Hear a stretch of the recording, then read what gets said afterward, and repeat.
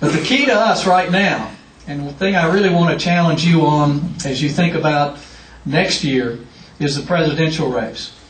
The next 10 years in front of us as a country, I'm convinced, will be the most difficult that we've ever had. We'll continue to face a war on terror, because that war is not just about Iraq or Afghanistan. I mean, this is a war that's been declared on us, a jihad, which we're going to continue to see in all parts of the world, and they're coming after us. Don't ever be misled into thinking they're not coming after us. And they've made it clear they are, and if we don't take the fight to them, they'll be here on us again. And so the President has been right in that regard, is to continue to preemptively go after those who we know are our enemies. But we haven't done a good job fighting it so far. And we certainly haven't won the hearts of the American people, and the political battle is very divided in how we pursue this. We've got to pursue this war with competence. We've got to handle and manage our government with competence. We've got to have a president who not only knows how to lead, but knows how to manage.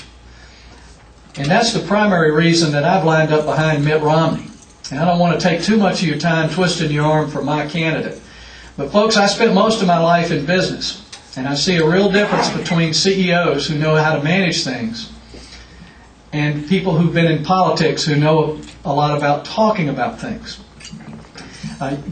Big talkers are very seldom big doers, and there are a lot of big talkers in politics.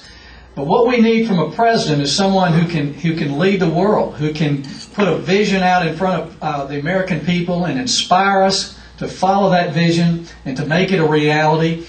But we also need a president who can manage an incredibly complex, wasteful, bureaucratic federal government that is taking all of our tax money and wasting it in many cases and not accomplishing what we want the federal government to accomplish.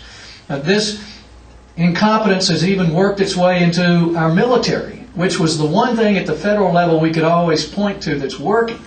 But if you look at what the Pentagon's doing and how it's holding back our generals, just as we're doing now, the federal government does not work well. We need a CEO who can turn this federal government around, who can manage it. And the reason I looked to Mitt Romney was not because of the time he spent in government, but because he is someone who understands the private sector. I'm frankly not that interested in someone who spent their life in politics, particularly someone who spent their life in D.C. Because even a lot of the Republicans up there who've been there a long time still look at the government as the first solution when they see a problem, instead of trying to figure out how to make the private sector work. Mitt Romney understands that the strength of America is in the private sector, that it's not in government. That the strength of America goes back to the individual and free markets and volunteerism. And Mitt Romney has been a part of all of those. As an individual, he's demonstrated, I think, like no other candidate, a level of integrity and character that we need in a president.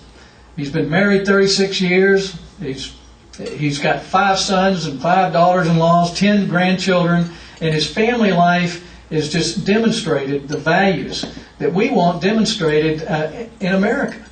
He's also shown in business that while accomplishing great things, great success, and being able to manage and capitalize companies that do business all over the world, that his integrity in business has been unquestioned. And that's hard to do when you're making big things happen and dealing with billions of dollars and thousands of people running companies where it's hard to find anyone who has an unkind word to say about Mitt Romney and how he's managed through all these years. You know, he took 2 years off of his business life, went to Utah to try to turn around our Olympics, which were shaping up at the time to be a national embarrassment.